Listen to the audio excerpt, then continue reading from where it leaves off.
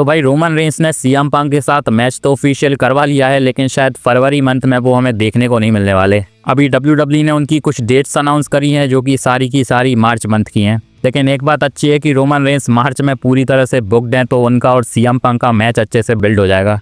तो hello guys, मैं Gagan and welcome to my YouTube channel the wrestling slammer. और आज हम मंडे नाइट रॉ के बारे में बात करने वाले हैं, जिसे आज देखकर लग रहा था कि भाई बैलेंस बिगड़ चुका है रॉ का। तो भाई जानने के लिए कि आज की मंडे नाइट रॉ में क्या कुछ हुआ, वीडियो को लास्ट तक देख लेना और लाइक और सब्सक्राइब करना मत भूलना। अभी रॉ की स्टार्टिंग में ही हमें पता चल जाता है कि आज एजे ली भी रॉ में होने वाली हैं। अभी यहाँ एजे ली को अगर लेकर ही आना था तो भाई रॉयल रंबल में ही एंट्री करवा देते उनकी, क्योंकि आज की रॉ में बड़े ही रैंडम तरीके से उन्हें लेकर आया गया है। लेकिन बैक स्टेज एक फनी सी चीज़ भी हमें देखने को मिलती है जब एजे ली को बेकी लिंच देख लेती हैं, और यहाँ से पता चल रहा था कि उन्हें बिल्कुल भी पसंद नहीं आया कि एजे ली आज रॉ में होने वाली हैं। जिसके बाद डायरेक्टली बेकी लिंच रिंग में जाती हैं और यहाँ वो कुछ बोलने वाली थी, लेकिन उससे पहले ही हमें एजे ली की एंट्री देखने को मिल जाती है। और एजे ली के आते ही बेकी लिंच की शक्ल देखने वाली थी। अभी एजे ली के रिंग में आने के बाद बेकी लिंच उनसे पूछती हैं कि भाई तू रॉ में क्या कर रही है, और एजे ली उन्हें बताती हैं कि वो मैगजीन को सपोर्ट करने के लिए आई हैं, क्योंकि आज नतालिया के साथ उनका मैच होने वाला है। लेकिन इसके बाद बेकी लिंच की भाई बड़ी ही घटिया सी एक्टिंग हमें देखने को मिलती है, जो कि बहुत ज़्यादा ज़बरदस्ती की लग रही थी। अभी स्टिल यहाँ वो एजे ली को सुना रही थी कि भाई तूने मेरी लाइफ ख़राब करके रखी है, और यहाँ वो बातों बातों में मेंशन कर देती हैं कि एलिमिनेशन चेंबर क्योंकि शिकागो से होने वाला है, तो तुझे मेरे साथ क्या मैच चाहिए जहाँ मैं तेरी फैमिली के सामने तुझे तोड़ फोड़ दूंगी। इसके बाद भाई यहाँ एजे ली इंटरकॉन्टिनेंटल चैंपियनशिप को बीच में लेकर आती हैं और कहती हैं कि भाई ये मैच होगा अगर तो इंटरकॉन्टिनेंटल चैंपियनशिप के लिए होगा। शुरुआत में लग रहा था कि शायद बेकी लिंच को ये मैच करना नहीं है, लेकिन फिर बाद में वो भी मान जाती हैं। तो अब एलिमिनेशन चेंबर में हमें बेकी लिंच और एजे ली का मैच देखने को मिलने वाला है, जो कि ओरिजिनली हमने सोचा था कि भाई रेसलमेनिया में हो सकता है, पर स्टिल अभी भी हमें बहुत कुछ देखने को मिलने वाला था। नेक्स्ट इसके बाद हमें ऊसोस और अल्फा अकेडमी के बीच में टैग टीम चैंपियनशिप के लिए मैच देखने को मिलता है। अभी मैच ये अच्छा था, लेकिन भाई कुछ टाइम से अकीरा टोजावा की परफॉर्मेंस बहुत ज़्यादा अच्छी हो गई है। यहाँ वो जे ऊसो, जिमी ऊसो और ओटिस से भी ज़्यादा अच्छा परफॉर्म कर रहे थे। एक टाइम पर तो वो रिंग के बाहर और अंदर जा जाकर जे ऊसो और जिमी ऊसो को मार रहे थे, लेकिन स्टिल अभी चैंपियनशिप हारने तो नहीं वाले थे ऊसोस, तो चैंपियनशिप को भाई रिटेन कर लिया गया है। लेकिन एंड का सीक्वेंस अच्छा लगता है देखने में जब ऊसोस डबल स्पेयर लगाते हैं, जिसके बाद हमें ओटिस के ऊपर 1DB देखने को मिलता है। इसके बाद अल्फा अकेडमी और ऊसोस का थोड़ा रिस्पेक्ट वाला मूवमेंट होता है और जिमी ऊसो भाई एक प्रोमो कट करते हैं। यहाँ जिमी ऊसो कहते हैं कि भाई टैग टीम चैंपियनशिप को तो हमने रिटेन कर लिया, लेकिन वो चाहते हैं कि जे ऊसो फिर से रेसलमेनिया को मेन इवेंट करें, जिसके लिए उन्हें एलिमिनेशन चेंबर जीतना पड़ेगा। फिलहाल ये चीज़ बहुत ज़्यादा रैंडम सी लग रही है कि Jey Uso tag team champion है, तो फिर उन्हें एलिमिनेशन चेंबर वाले मैच में डालने का क्या मतलब। और भाई ये सोचो कि जिमी ऊसो कितने अच्छे भाई हैं कि उन्हें खुद की चिंता नहीं है, वो जे ऊसो को आगे कर रहे हैं। अभी फिलहाल वैसे एलिमिनेशन चेंबर की क्वालिफाइंग मैच में जे ऊसो हो सकते हैं नेक्स्ट वीक, पर भाई एलिमिनेशन चेंबर में जे ऊसो ना ही हो तो बहुत ज़्यादा अच्छा होगा, क्योंकि वैसे ही उन्हें क्रिटिसाइज़ करा जाता है और इस चीज़ की वजह से उन्हें और भी ज़्यादा क्रिटिसाइज़ करा जाएगा। नेक्स्ट इसके बाद हमें एक और रैंडम सा सेगमेंट देखने को मिलता है जिसकी भाई कोई भी ज़रूरत नहीं थी, और ये बहुत ज़्यादा फिलर जैसा लग रहा था। अभी यहाँ लिव मॉर्गन और डोमिनिक मिस्टीरियो की सबसे पहले एंट्री होती है, जो कि भाई एक दूसरे को गिफ्ट दे रहे थे। जिसके बाद लिव मॉर्गन प्रोमो कट करती हैं, जहां वो बताती हैं कि रेसलमेनिया में वो जिसको भी फेस करेंगी वो चैंपियनशिप को हारने वाला है। जिसके बाद स्टेफनी वकार की एंट्री होती है और हमें स्पेनिश में बातें सुनने को मिलती हैं। अभी यहाँ कुछ ऐसी चीज़ें बोल दी थी स्टेफनी वकार ने जो कि डोमिनिक मिस्टीरियो समझा नहीं पा रहे थे, क्योंकि भाई उन्हें स्पेनिश समझ में आती है और यहाँ वो ट्रांसलेटर बनकर आए थे। लेकिन मिला जुला कर हमें यही बताया जाता है कि स्टेफनी वकार का कहना था कि रेसलमेनिया में वो चाहती हैं कि लिव मॉर्गन उन्हें फेस करें, और उनका इरादा है लिव मॉर्गन को बचाने का। ज़्यादा कुछ यहाँ होता नहीं है, जाते जाते स्टेफनी वकार डोमिनिक मिस्टीरियो को थप्पड़ मार के चली जाती हैं। वैसे लिव मॉर्गन ने यहाँ क्लियर कर दिया है कि फिलहाल उनका इरादा नहीं है डिसीजन लेने का, लेकिन भाई हमें पता है कि एंड में जाकर वो किसे फेस करेंगी।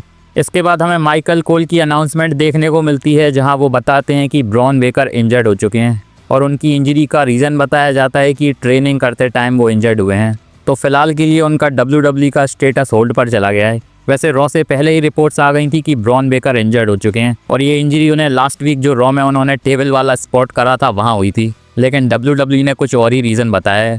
अभी वैसे उनका रेसलमेनिया का स्टेटस भी अब अनक्लियर हो गया है, क्योंकि इंजरी बहुत ज़्यादा सीरियस सी लग रही है। नेक्स्ट इसके बाद हमें वुमेन्स एलिमिनेशन चेंबर का क्वालिफाइंग मैच देखने को मिलता है रेहा रिप्ली, लायरा वल्कीरिया और आईवी नाइल के बीच में। अभी ये मैच ठीक ठाक सा होता है, जहां भाई बॉच भी हमें देखने को मिल रहे थे, लेकिन अगेन WWE ने टैग टीम चैंपियन को फिर से एलिमिनेशन चेंबर में डाल दिया, क्योंकि रेहा रिप्ली ने लायरा वल्कीरिया को पिन करके विक्ट्री ले ली है। तो अब Rhea Ripley as tag team champion elimination chamber में जाने वाली हैं। वैसे फिलहाल वो बड़ी स्टार है वुमेन्स डिवीजन की, तो शायद WWE को ज़रूरत होगी एलिमिनेशन चेंबर में उनकी।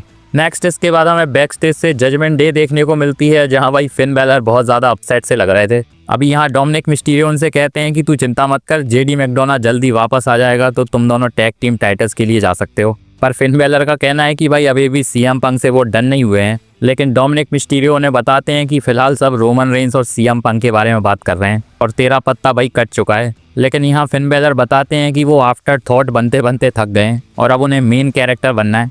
वैसे डोमिनिक मिस्टीरियो को खुद की चिंता करनी चाहिए, क्योंकि फिन बैलर शायद सीएम पंक से डन होने के बाद उन्हीं के पीछे आएंगे। लेकिन फिलहाल के लिए यहाँ इसके बाद हमें फिन बैलर डायरेक्टली रिंग में देखने को मिलते हैं, जहां वो माइकल कोल को इंटरप्ट करते हैं, जो कि भाई सीएम पंक का इंटरव्यू करने का प्लान बना रहे थे। यहाँ फिन बैलर कहते हैं कि भाई फिलहाल सबको फ्यूचर की पड़ी है, लेकिन वो सब भूल गए कि 2 हफ्ते पहले मैंने सीएम पंक के साथ क्या करा था। यहाँ फिन बैलर सीएम पंक और एजे स्टाइल्स का जो मैच हुआ था 2 हफ्ते पहले, उसके बाद उन्होंने जो अटैक करा था उसकी बात कर रहे थे। इसके बाद भाई वो रोमन रेंस की भी बात करते हैं और शायद 2022-23 के आसपास जो उनका और रोमन रेंस का मैच हुआ था उसकी भी बात करते हैं, जहां रोमन रेंस ने चीटिंग से वो मैच जीत लिया था। तो यहाँ फिन बैलर कह रहे थे कि भाई वो बंदा हर बार एडवांटेज लेने की कोशिश करता है और अभी भी वो वही कर रहा है। अभी इसके बाद यहाँ एडम पेयर्स आते हैं, जो कि बताते हैं फिन बैलर को कि भाई तेरा काम अब खत्म हो चुका है, क्योंकि तुझे ऑलरेडी मैच मिल चुका है और तू उसे हार भी चुका था, तो भाई अब रिंग से निकल ले। लेकिन इसके बाद यहाँ सीएम पंक की एंट्री होती है, जो कि बड़े गुस्से में रिंग की तरफ आते हैं। अभी फिन बैलर को पता था कि रिंग में आकर सीएम पंक उन्हें बजा सकते हैं, इसीलिए वो पहले ही रिंग से निकल लेते हैं और अनाउंसिंग टेबल पर चढ़ जाते हैं। इसके बाद सीएम पंक कहते हैं कि भाई तुझे मैच नहीं, तुझे धुलाई की जरूरत है।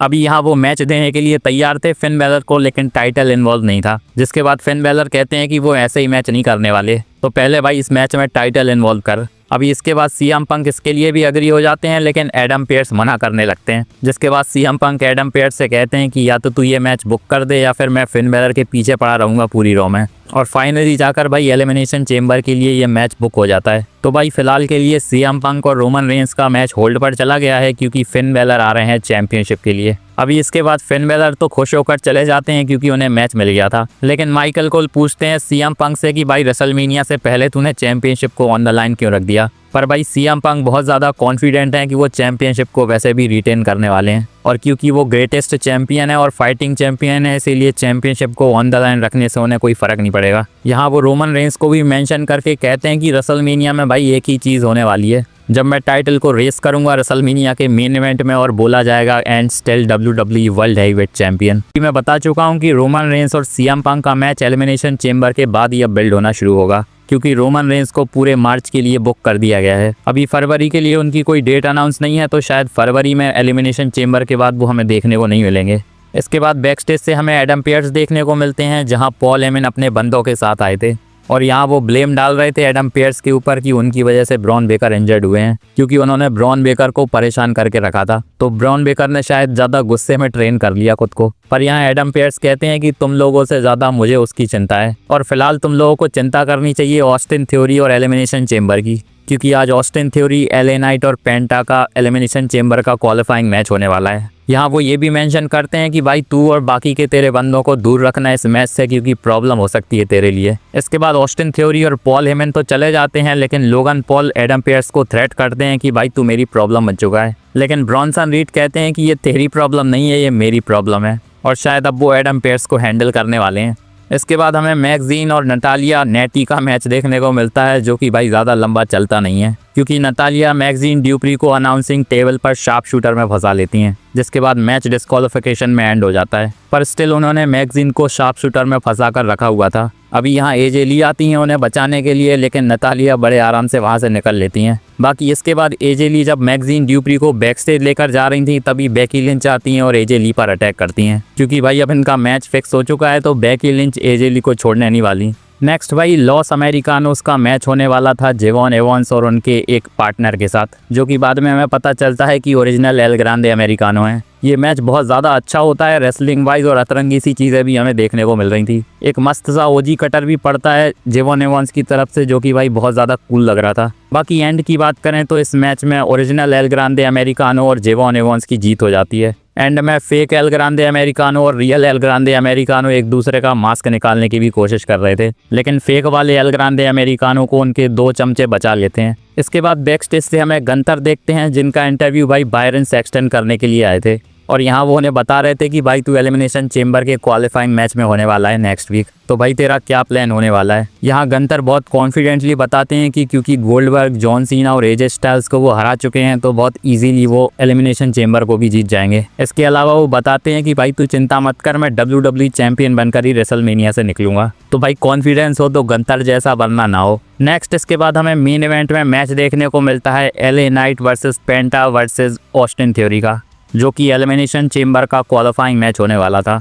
अभी एडम पेयर्स ने पहले ही पॉल हेमन से मना कर दिया था कि बाकी के बंदों को लेकर मत आना, लेकिन हमें पता है कि बाकी के बंदे भाई मानने वालों में से तो है नहीं, तो ये मैच तो हमें ठीक ठाक सा देखने को मिलता है। लेकिन यहाँ ब्रॉन्सन रीड और लोगन पॉल की एंट्री होती है, जो कि LA नाइट के ऊपर अटैक करते हैं। लेकिन इसके बाद एडम पेयर्स आते हैं, जो कि ब्रॉन बेकर और लोगन पॉल को भगा देते हैं। इसके बाद लग रहा था कि शायद ऑस्टिन थ्योरी के लिए अब काम बहुत ज़्यादा इजी हो जाएगा। तभी वो मास्क मैन आता है, जो रॉयल रंबल में हमें देखने को मिला था, और ऑस्टिन थ्योरी के ऊपर अटैक करता है। और अगेन भाई उस बंदे ने स्टॉम्प मारा था, जिसके बाद LA नाइट इसका फ़ायदा उठाते हैं और ऑस्टिन थ्योरी को पिन करके मैच को जीत जाते हैं। और अब एलिमिनेशन चेंबर में LA नाइट का स्पॉट फिक्स हो चुका है। इसी के साथ अब ये भी क्लियर लग रहा है कि WWE स्टिल ये मिस्ट्री अटैकर वाली चीज़ चला कर रख रही है, जिसका मतलब है कि शायद ब्रॉन बेकर रेसलमेनिया से पहले वापस आ जाएंगे, क्योंकि ओरिजिनली WWE सेथ रॉलेंस और ब्रॉन बेकर का ही रेसलमेनिया में मैच प्लान कर रही है, और ये मिस्ट्री अटैकर बाद में सेथ रॉलेंस बनकर ही आएंगे। अभी ये मैच वैसे विजन के किसी और मेंबर के साथ भी हो सकता है, लेकिन मुझे लग रहा है कि ब्रॉन बेकर के साथ ही ये मैच होगा। बाकी वैसे आज की रॉ की बात करें तो हमें लास्ट वीक से आज की रॉ कुछ ज़्यादा खास देखने को मिली नहीं। कमेंट में बताओ आपको आज की रॉ कैसी लगी। बाकी मेरी ये वीडियो अच्छी लगी हो तो लाइक और चैनल को सब्सक्राइब जरूर कर देना, और बेल आइकन को भी दबा देना, ताकि मेरी वीडियोस की अपडेट्स आप तक पहुंचती रहें। मिलते हैं नेक्स्ट वीडियो में, धन्यवाद।